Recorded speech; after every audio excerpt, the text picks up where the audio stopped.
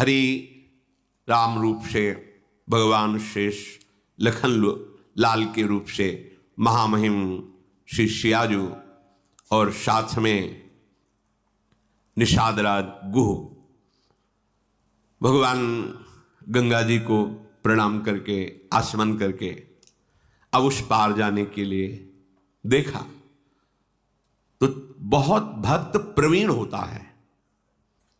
संसारी जन प्रवीणता शब्द को लेते हैं बड़ी चतुराई से दूसरे के साथ छल कपट करके बच जाना, बोले बहुत चतुर है, नहीं।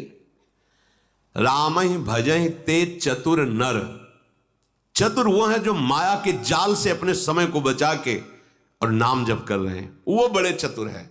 माया ने उनको फंसाया और वो उस माया के फांस में अपने चित्त को बचा करके राधा राधा बोल रहे, बोले बहुत चतुर है, बड़ा प्रवीण है। केवट निषादराज गुह अलग है, ये केवट। इसने देखा आज तो ब्रह्मा ने हमें कृतार्थ कर दिया, हमारे भाग्य बड़े कर दिए, और 10 हाथ दूर नाव। प्रभु मुस्कुराए, भाई पार जाना है, नाव नजदीक ले आओ। नहीं महाराज, नाव तो नजदीक नहीं लाएंगे। क्यों? तुम तो कार्य ही करते हो, इस पार से उस पार ले जाना। प्रभु हमने सुना है आपकी चरण रज में बड़ा जादू है।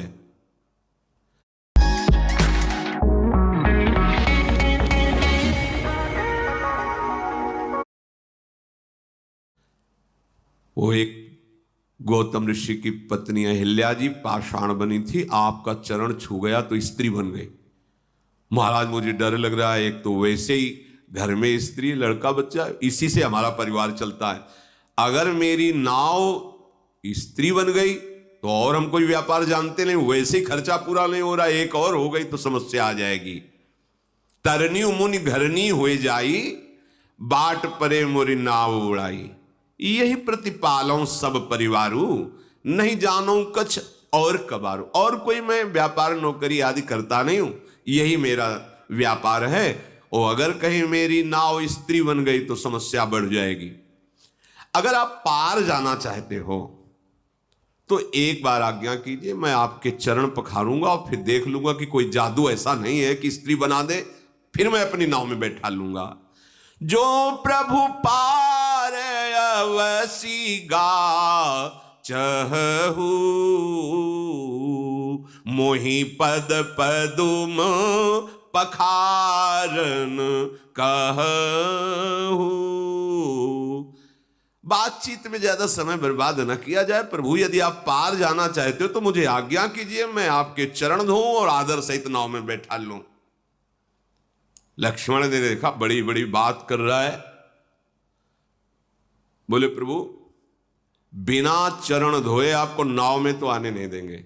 और लक्ष्मण जी ये आप धमकी किसी और को दीजिए, आज मेरे इतने बड़े भाग्य खुल गए हैं कि अब मुझे कुछ सुहाई नहीं दे रहा। आप मारोगे ना मेरे बड़े भाग्य। मरना क्या बड़ा भाग्य होता है? बोले जब कहीं कोई पूछेगा कि वो केवट मारा गया, किसने मारा? बोले रघुनाथ जी के प्रिय भाई लखन लाल ने। कहां मरा? गंगा में। अपराध क्या था उसका? चरण पखारना चाहता था। गवाही कौन है? साक्षात रघुनाथ जी। इससे बड़ा भाग्य हमारा क्या होगा? भरतीर मारे लखन पे, जब लग न पाए पखारी हो। जब तक चरण नहीं धो लूंगा आपको पार नहीं कर। जब केवट के ऐसे बैन सुने, वचन सुने, सुनी केवट के बैन, प्रेम लपेटे अटपटे, बिहसे करुणा ऐन, चितई जान की लखन तन। सियाजी और लखन जी की तरफ देखकर राम जी मुस्कुराए, कितना प्रवीण भक्त है। प्रेम से लपेटे हुए अटपटे वचन सुनकर प्रभु हंस पड़े। प्रभु ने कहा भाई तुम्हारी नाव ना स्त्री बने और मुझे पार जाना ही है, तुम उपाय कर लो। कृपा सिंधु बोले मुस्काई, सोई करु जेहि तब नाव न जाई, बेगियानु जल पाए पखारू, होत विलंब उतार ही पारू। कृपा समुद्र भगवान श्री राम मुस्कुरा कर बोले, भैया तू वही उपाय कर जिससे तेरी नाव बच जाए। तुझे चरण ही पखारना है, जल्दी कर, चरण धो और मुझे पार उतार दे। देखो प्रभु का कृपा प्रसाद प्राप्त करके तुरंत भवसागर से पार हो जाते हैं जन। आज प्रभु निहोरा कर रहे केवट से, मुझे पार कर। जासु नाम सुमिरत एक बारा, उतरहि नर भव सिंधु अपारा। सोई कृपालु केवट ही निहोरा, जेहि जगु कीयति हूँ पगहु तिथोरा। जिनका नाम स्मरण करने से अपार भव समुद्र संसार से जीव तर जाता है, जिन्होंने 3 पग पृथ्वी मांगी और 2 में ही नाप ली, वो केवट से निहोरा कर रहे हैं गंगा पार करने के लिए। परम कृपालु प्रभु जी के वचन सुनकर गंगा जी भी अंदर ही अंदर बड़ी आनंदित हो रही कि मैं जिनकी चरण धोवन हूं, प्रभु निहोरा कर रहे मेरे से पार जाने के लिए। ओहो, साक्षात महा सामर्थ्यशाली होते हुए केवट से प्रार्थना कर रहे हैं। गंगा जी प्रभु के नख कांति को देखकर अपने प्रगट स्थान, यहीं से प्रकट हुई, बहुत प्रफुल्लित हो रही है। आज मैं धन्य हो गई, गंगा जी कह। प्रभु ने कहा शीघ्र करो ना। रुको महाराज, पहले से व्यवस्था की था। कठौता लाया, कठौती ले कि अगर बनेगा भी ना तो कठौता लड़का बनेगा, नाव खेने के काम में आएगा। केवट राम रजाय सुपावा, पानी कठवता भरी ले आवा। अति आनंद उमगी अनुरागा, चरण सरोज पखारन लागा। बरसी सुमन सुर सकल सिहाही, यही सम पुण्य पुंज को नाही। पद पखारी जलपान करी, आप सहित परिवार। पितर पारु करी प्रभु ही पुनि, मुदित गयो ले पार। प्रभु की आज्ञा होते ही कठौते में सुंदर जल भर कर लाया और प्रभु ने चरण पधराएगा। अब वो बहुत आराम से प्रभु के कोमल चरणारविंदों को धो रहा है। कैसी प्रेममयी दशा केवट, उसे देखकर बड़े बड़े ऋषि मुनि देवता पुष्पों की वर्षा कर रहे। धन्य भाग जो मुनियों के ध्यान में आने वाले चरणारविंद, साक्षात केवट उन्हें धो रहा है। चरण कमल धोता जा रहा है, हृदय आनंद से लबालब भरा है, रोमांच हो रहा है। प्रभु ने कहा शीघ्र करो। उसको तो सुध ही भूल जाती, चरण पकड़ करके फिर धोता। प्रभु ने कहा जल्दी करो, मुझे पार जाना है। अपने वस्त्र से फिर प्रभु के चरण पूछे, अहो भाग्य। फिर जो चरणोदक है पान किया। चरणोदक प्रभु का पान करते ही जितने उसके पितर थे सब भगवत प्राप्त हो गए। पितर लोक में जितने पितर थे सब भगवत प्राप्त हो गए। जो उसका पूरा परिवार था उसका भगवत प्राप्ति निश्चित, जैसे पास बन गया हो। पद पखारी जलपान करी, तो आप सहित परिवार और पितर पारो, आप पूरा परिवार पितर सब भगवत धाम के वासी, सब परम पद के अधिकारी। इसीलिए ये नहीं सोचना चाहिए कि हमारे परिवार का क्या होगा। यदि आप भगवत भजन करते, धर्म से चलते हैं, तो पूरी जिम्मेवारी लोक परलोक की प्रभु स्वयं ले। योगक्षेमम वहाम्यहम् प्रणत कुटुंब पाल रघुराई। भगवान अपने भजन करने वाले के परिवार का भी महामंगल कर देते हैं, उसका भी पालन करते। देखो, प्रभु के चरण धोए, चरणामृत पान किया, तो आप सहित परिवार पितर पार करी। प्रभु को बाद में पार कर रहा है गंगा जी से, पहले प्रभु ने उसका उद्धार, उसके परिवार का, परम पद का, और पितरों का जो वो सब भगवत प्राप्त, परम पद प्राप्त। प्रभु को गंगा पार के बार बार मुख माधुरी देखते हुए नौका चला रहा है। जब पार हुए तो लखनलाल जी, शियाजू, रामजू उतर करके गंगा जी की रेती में खड़े हुए। केवट की तो दशा इस समय, बार बार हाथ जोड़ता है, मुखारविंद की तरफ देखता है, साष्टांग दंडवत होता है, फिर खड़ा होता है, फिर देखता है, फिर साष्टांग दंडवत। भगवान को ऐसा लगा कि शायद कुछ उतराई नहीं दी है, इसलिए ज्यादा दंडवत हो रही क्या। सब कुछ जैसा प्रभु को लग रहा है कि देना चाहिए उतराई। प्रभु सकुच यही कछु नहीं देना, इसको तो कुछ दिया नहीं। देखो हमारे प्रभु का स्वभाव देखो, सब कुछ दे दिया, पर क्या सकुच है, इसको कुछ दिया नहीं। इसीलिए इनके समान केवल यही है। उसको परम पद, उसके परिवार को परम पद, उसके पितरों को परम पद। देवता ऋषि मुनि केवट की प्रशंसा करके पुष्प बरसा रहे, जगत बंदनी बना दिया। और प्रभु को सकुच क्या है? प्रभु इस सकुच यही नहीं कछु, इसको तो अभी कुछ दिया नहीं है। तो पिय ही की सिय जाननिहारी, मणि मुदरी मन मुदित उतारी। कहे वो कृपालु ले ही उतराई, केवट चरण गहे अकुलाई।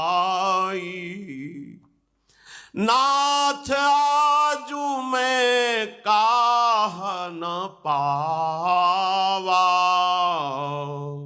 मिटे दोष दुख दारिद दावा। बहुत काल में किन्ह मंजूरी, आजू दीन विधि बनी भली पूरी। अब कछु नाथ न चाहिए मोरे, दीन दयाल अनुग्रह तोरे। प्रभु के हृदय की बात जानने वाली सियाजू ने अपनी अंगूठी उतारी जो मणि जटित थी, कहा प्रभु दे दीजिए। प्रभु से अंगूठी के लेकर कहा ये उतराई ले लो। विकल हो के चरणों में, प्रभु अब कुछ नहीं चाहिए, आपने जो दिया है। बहुत जन्म जन्म से मेहनत करता रहा, जन्म जन्म न जाने किस योनि में गया, क्या क्या कर्म किए। नाथ आज हमें पूरी मंजूरी मिल गई। क्या पूरी मंजूरी क्या है? आपके चरणारविंद का स्पर्श, आपके चरणों की सेवा और आपके चरणों का प्रेम। अब नाथ मुझे कुछ, अब मैं तृप्त हो गया हूं, अब कृतकृत्य हो गया हूं, अब कोई चाह नहीं रह गई है। नाथ आपको पा लिया तो आज सब कुछ पा लिया, अब कुछ पाना बाकी नहीं रहा। मेरे दोष, मेरे दुख, मेरी दरिद्रता सब नष्ट हो गई। आपके चरणों का स्पर्श करते ही मेरे हृदय में जो परमानंद, अब इससे बढ़कर कोई भेंट नहीं है। दीनदयाल आप कृपा कीजिए, अब मुझे कुछ देकर, ऐसी बात मत, अब मुझे कुछ नहीं चाहिए। प्रभु बार बार करे कि ले लो ना, नहीं ठीक है, वो सब ठीक है, आप ले लो। जब केवट ने देखा बार बार प्रभु आज्ञा कर रहे, तो हाथ जोड़ के कहा प्रभु अभी नहीं, जब आप लौट के आओगे ना वनवास पूरा करके, फिर आप जो दोगे मैं प्रसाद समझकर स्वीकार कर लूंगा। फिरती बार मोहि जो देवा, शो प्रसाद में सिर धरी लेवा। अभी तो नहीं प्रभु, अभी तो जो दिया है तृप्त कर दिया। हे नाथ, बहुत कीन प्रभु लखन सिया, नहीं कछु केवट ले, विदा कीन करुणा यतन। ध्यान दीजिए, बहुत प्रयास कर रहे हैं प्रभु लक्ष्मण जी, सिया जी, लेकिन केवट कुछ नहीं ले रहा। भगवान फिर दे रहे हैं। क्या? ये मिलना बड़ा कठिन है। बहुत कीन प्रभु लखन सिय, नहीं कछु केवट ले, तू विदा कीन करुणा यतन, भगति विमल बर दे। जाओ, तुम्हारे हृदय में प्रेम लक्षणा, अखंड भक्ति, अविरल भक्ति, ये दुर्लभ है। इससे बढ़कर कोई लाभ नहीं है। करुणा के धाम प्रभु अपने श्री चरणों का प्रेम प्रदान के, नहीं कछु केवट ले, तो फिर क्या दे? प्रेम। पाई रस भक्ति गूढ़, जुग जुग जग दुर्लभ भव इंद्रादि विधिम, आगम अरु निगम पुराण अगोचर। वो महाप्रेम। फिर रघुनाथ जी ने महादेव जी को शरणवा करके गंगा जी से नमन करके आज्ञा ली। सीता जी ने भी गंगा जी को प्रणाम किया और कहा, आपके आशीर्वाद से 14 वर्ष पूरे होकर जब वापस होंगी तो आपको पुनः प्रणाम करेंगी, आपकी आराधना करेंगी। पति देवर संग कुशल बहोरी, आय करो जेहि पूजा तोरी, आप ऐसी कृपा कीजिए। तो गंगा जी की धारा से वाणी प्रकट हुई। सुनी सिय विनय प्रेम रस सानी, भई तब विमल बारी बरबानी। सुनु रघुबीर प्रिया वैदेही, तब प्रभाव जग विदित न केहि। लोकप होहि बिलोकत तोरे, तो ही से वही सब सिद्धि कर जोरे। तुम जो हम ही बड़ी विनय सुनाई, कृपा कीन मोहि दीन बड़ाई। तदपि देवी मैं देवी असीसा, सफल हो निहित निज बागीसा। प्राणनाथ देवर सहित कुशल कोसला आई, पूजी सब मन कामना। सुजसु रही जग छाई। जब सियाजू ने गंगा जी से ऐसी प्रार्थना की तो गंगा की धारा से गंगा जी बोली, वाणी प्रकट हुई, हे श्री राम की प्रिया जानकी, तुम्हारा प्रभाव कौन है जो जानता ना हो। आपके एक इशारे को बड़े बड़े लोकपाल ताकते रहते हैं। समस्त सिद्धियां हाथ जोड़े आपकी सेवा के लिए खड़ी रहती हैं। फिर आपने मेरी विनय की, ये तो आप मुझ पर कृपा कर रही हैं, मुझे बड़ाई दे रही हैं। पर हे देवी, मैं आज अपनी वाणी को सफल करने के लिए आपको आशीर्वाद देती हूं। प्राणनाथ भगवान श्री राम, देवर श्री लखनलाल और आप सकुशल अयोध्यापुरी लौटेंगी। तुम्हारी संपूर्ण मनोकामनाएं पूर्ण होंगी और तुम्हारा सुंदर यश जगत भर में छा जाएगा। मंगल के मूल गंगा जी के वचन सुनकर के गंगा जी को अनुकूल देखकर सीता जी बहुत आनंदित हुई। प्रभु श्री रघुनाथ जी ने निषाद राज गुह से कहा, भैया आपकी सेवा बहुत हुई, पिताजी ने हमें जो वनवास का आदेश किया है आप साथ मत चलिए, आप वापस जाइए। निषाद राज गुह का तो मुख सूख गया, हृदय में भारी जलन हुई। चरणों में गिर पड़ा और कहा, प्रभु मेरी विनय सुनिए, कुछ दिन आपके साथ रह लूं। आपको पता नहीं है कौन मार्ग कहां कैसे, मुझे पता है। मैं आपको मार्ग दिखाऊंगा, जहां आप रुकेंगे सुंदर पर्णकुटी की रचना करूंगा। और प्रभु कंदमूल फलों की मुझे पहचान है, मैं लाके आपकी सेवा में। प्रभु मैं अभी तो नहीं जा सकता, अगर अभी आप कहेंगे तो जीवित रहना असंभव है। प्रभु ने निषादराज गुह की ओर देखा कि प्रेम विकल है। प्रभु ने कहा तो ठीक है, चलो कुछ दिन हमारे साथ चल। बड़ा प्रसन्न हुआ, एक क्षण भी भगवान का साथ मिल गया, धन्य अहोभाग्य हो गया। फिर सेवा, फिर कई दिन सानिध्य, और फिर निरंतर सानिध्य। तो ये उपासना निरंतर सानिध्य प्रदान करती है। छिन छिन बिहरत संग, छिन छिन निरखत प्रेम भरी, छिन जस कहत अभंग, यह जो कृपा हरिवंश की। प्रियालाल प्रतिपल साथ रहते हैं, कभी बिछुड़ना नहीं, आनंद ही आनंद।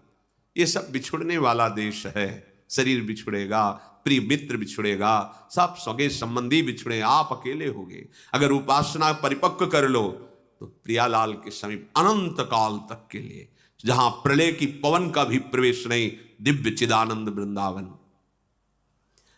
प्रभु श्री राम महादेव जी को नमस्कार करके निषादराज लखन जी और सियाजू के सहित आगे बढ़े। उस दिन सुंदर एक पेड़ के नीचे निवास हुआ।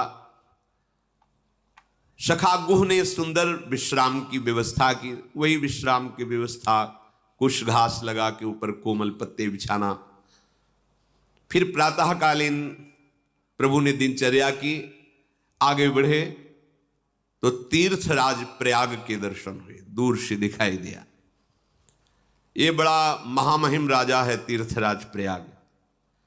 प्रयागराज का मंत्री है सत्य, प्रयागराज की प्यारी स्त्री है श्रद्धा, और बेड़ी माधव जी हितकारी मित्र हैं।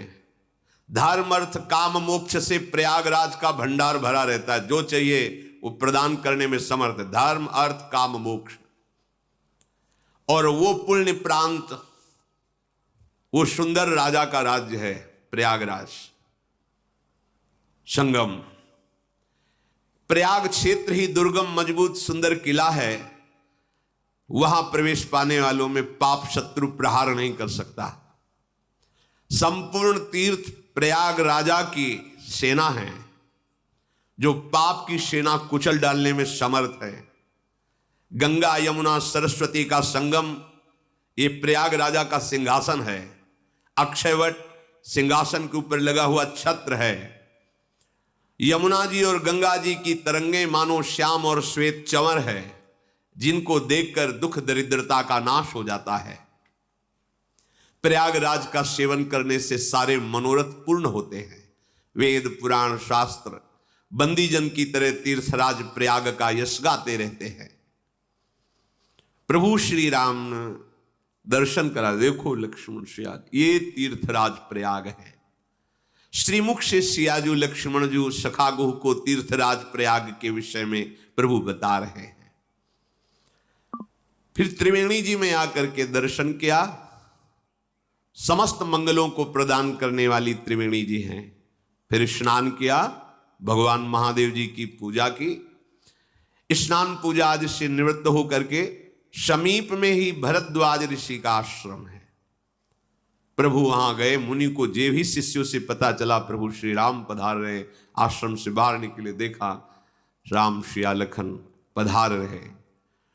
प्रभु उनको प्रणाम कर रहे हैं, वो प्रभु को प्रणाम कर रहे हैं। मुनि ने प्रभु को फिर उठाकर हृदय से लगाया। आज ऐसा अनुभव हो रहा है कि अभी तक तो ब्रह्मानंद मिलता रहा, लेकिन आज ब्रह्मानंद की राशि मिल गई। ब्रह्मानंद की राशि मिल गई। ब्रह्मानंद की राशि जैसे एक कण और समूह, ब्रह्मानंद का समूह मूर्तिमान प्रभु का दर्शन है। फिर प्रभु प्रणाम कर रहे हैं। आशीर्वाद देने का सबको अधिकार है। ये नहीं कि बड़े हैं तो हम आशीर्वाद। हमारे यहाँ सिलाडली जी को, लालजू को आचार्य को, गुरुजनों को आशीर्वाद दिया गया। ये प्रेम की सामर्थ्य देखो। देखो आचार्य हैं हमारे, परम गुरु हैं, पर चिरजीवो तारानंदन चिरंजीवी हो। आचार्य को लाडली जो थारो अविचल रहो जो, यह जोरी अविचल वृंदावन, चिरंजीवी जोरी, चिरजीवो भूतल यह जोरी, आशीष दे। प्रेम में सामर्थ्य होती है, सामर्थ्य ये केवल प्रेम में है, नहीं तो हम इनको आशीर्वाद क्या दें? हम तो इनके चरण आश्रित हैं। हाँ, उन्हीं के चरण आश्रय के बल से उनको आशीर्वाद देते हैं। ऐसा ही भरद्वाज जी ने किया। प्रभु प्रणाम मुद्रा में दीन आशीष मुनि सउर अति आनंद वस जानी, लोचन गोचर सुकृत फल मनोहु किए विधियान। प्रभु को आशीर्वाद देते हुए मन में ऐसे प्रफुल्लित हो रहे, और आज लगा कि हमारी साधना तपस्या सुकृतों का सारा फल मूर्तिमान होकर सियाराम जी के रूप में सामने विराजमान है। परस्पर कुशल प्रश्न हुए, फिर आसन दिया, प्रेम सहित प्रभु का पूजन किया। प्रभु विराजमान है। अच्छे अच्छे अमृत के समान कंदमूल फल पहले ही ब्रह्मचारी जन ले आए, वो प्रभु को अर्पित किए।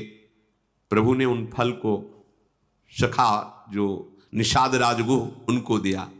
फिर सिया लक्ष्मण सहित प्रभु स्वयं फल पाए और बहुत सुख का अनुभव कर रहे हैं। हाथ जोड़े हुए भरद्वाज जी कहते, आजु सुफल तपु तीरथ त्यागू, आजु सुफल जप जोग विरागू। आज मेरा तपस्या, तीर्थ स्नान, त्याग, जप, योग, वैराग्य आज सफल हो गया। क्यों?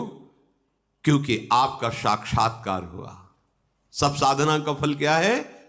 प्रभु का साक्षात्कार हो जाना। लाभ अवधि सुख अवधि न दूजी, तुम्हारे दरस आस सब पूजी। इससे बड़ा कोई लाभ नहीं, इससे बड़ा कोई सुख नहीं। क्या? अपने नेत्र प्रभु को देख पाए एक बार। यह संभव नहीं है। ये मलिनता ऐसा अंदर कमजोरी पैदा कर, हम कहां प्रभु को देख पाएंगे? नहीं नहीं, हम कोई और जाति के नहीं हैं, हम कोई और किसी के नहीं हैं, प्रभु कोई और नहीं है, वही अपने हैं, वही अपने, उन्हीं का अंश हों। अपने से मिलने में क्या परेशानी? आपने प्रभु को अपना नहीं माना, व्यक्ति वस्तु स्थान को अपना माना है, इसलिए आपको लगता है कहां भगवान, कैसे भगवान मिलेंगे। हम आपको सच्ची बात कहते, प्रभु को प्राप्त करने जैसा सरल कार्य कोई नहीं है, क्योंकि वो है, हमारे है। बस कठिन कार्य है संसार के संबंध को त्यागना। प्रभु का मिलना कठिन नहीं है। पहले ऐसा लगता था कि भगवत प्राप्ति बहुत कठिन, और फिर श्री जी की कृपा से यह बात समझ में आई कि भोगों का त्याग करना, संसार के राग का त्याग करना कठिन है, भगवत प्राप्ति कठिन नहीं है। इसीलिए कठिन शब्द लगा देते हैं कि इधर हम छोड़ नहीं पाते, उनको अपना नहीं कह पाते। अगर उनको अपनापन दे दीजिए तो आपको खुद बताना नहीं पड़ेगा, वो आपके मानस पटल पर, आपके हृदय सिंहासन पर खेलते नजर आएंगे। वो हैं, यही हैं, अभी हैं, इसी समय हैं, पर हमारी चाह नहीं है, हमारा कोई अपना है, हमारा कोई बल है, कोई और आस है, कहीं और विश्वास है। इसलिए हृदय में बैठे हुए भी वो मुनि की तरह शांत हैं। नहीं, अभी लीला बिहारी की लीला प्रकाशित हो जाए, यदि उनके सिवा कोई आपके जीवन का अस्तित्व ना हो। जब तक कर्म वचन मन से छल छोड़कर मनुष्य आपका दास नहीं हो जाता, तब तक करोड़ों उपाय करे वो आपको नहीं देख पाएगा। वो स्वप्न में भी ये सुख प्राप्त नहीं कर पाएगा। कर्म वचन मन छाड़ी छलू, जब लगी जनू न तुम्हार, तब लगी सुख सपन्यों नहीं, किए कोटि उपचार। करोड़ों उपाय कर लो, यदि भजन नहीं करते, धर्म से नहीं चलते, भगवान का आश्रय नहीं लिए, तो सुखी नहीं हो सकते। देख लेना, जब मन वचन कर्म से एकमात्र प्रभु को अपना स्वामी मान लिया जाता है, अपना जीवन जीवन नाथ के हाथ समर्पित कर दिया जाता है, इतना काफी भगवत प्राप्ति के लिए। पर इतना ही नहीं कर पाते, मन किसी को दिए हैं, वचन किसी को दिए हैं, तन अहंकार ऐसा जाल बुने हुए है अहमता ममता का कि वो लगता है भगवान कोई दूसरे हैं। भगवान कृपा करे तो हम जो अपना माने हैं वो सब सजा रहे और सुख मिलता रहे। भ्रम बड़ा विचित्र बैठ गया, जो अपने वो पराये लग रहे हैं, जो है ही नहीं वो अपने लग रहे हैं ही नहीं। तुम्हें लग रहा होगा तुम अपनी पत्नी को जानते हो कौन है, या तुम अपने पति को जानते हो, अपने पुत्र को जानते हो कौन है? कुछ पता नहीं, बस माने हो मेरा पुत्र। आपने पांच भौतिक शरीर का परिचय प्राप्त किया कि उस महान सामर्थ्यशाली भगवद अंश का परिचय प्राप्त किया, दोनों को नहीं जानते हो। अगर जानते होते तो भ्रम नष्ट हो जाता। बे अनजाने में अपना माने हुए हो, और जानो या ना जानो, मानो या ना मानो, प्रभु तो तुम्हारे थे, हैं, रहेंगे। बस ये बात समझ में आ जाए तो निहाल हो जाओ, क्योंकि वही सबके हृदय में बैठे तुम्हें प्यार कर रहे हैं, पत्नी के रूप में, पति के रूप में, पुत्र के रूप में। जब उनसे तुम विमुख होकर व्यवहार करते हो तो वही तुम्हें जलाते हैं। तुम्हारे विपरीत आचरणों का फल तुम्हें क्लेश देता है, अशांति देता है। सन्मुख हो जाओ प्रभु के, तो यही परिवार भगवत प्राप्ति का सहायक साधन बन जाएगा।